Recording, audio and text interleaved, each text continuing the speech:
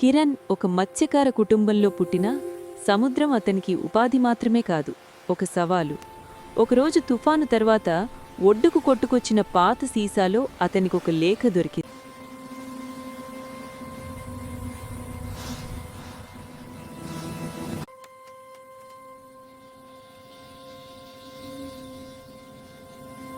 లో మునిగిపోయిన ఓ ద్వీపం గురించి, అక్కడ దాగి ఉన్న శక్తివంతమైన రత్నం గురించి రాసుంది. భయాన్ని పక్కన పెట్టి కిరణ్ తన పడవతో ప్రయాణం ప్రారంభించాడు. మధ్యలో ఉగ్ర అలలు, మబ్బులు, దారి తప్పించే గాలులు అతన్ని పరీక్షించాయి. ఒక దశలో పడవ విరిగిపోవడంతో తన తెలివితో తాత్కాలికంగా మరమ్మత్తు చేసి ముందుకు సాగాడు. చివరకు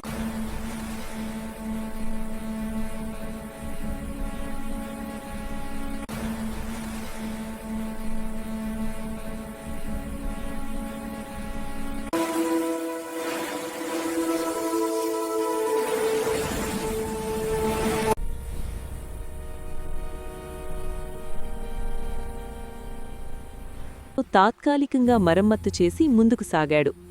చివరకు ఆ ద్వీపం కనిపించింది. కాని అక్కడ నిజమైన ప్రమాదం రత్నం కాదు, అక్కడికి వచ్చిన వారి ఆశలే శత్రువులయ్యాయి. కిరణ్ ఆ రత్నాన్ని తీసుకోకుండా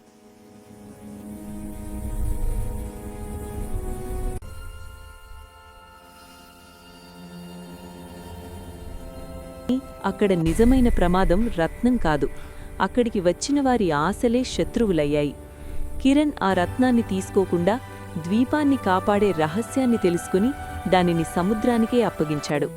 తిరిగి గ్రామానికి వచ్చిన కిరణ్ చేతిలో సంపద లేదు, కాని అతని కళ్లలో కొత్త వెలుగుంది.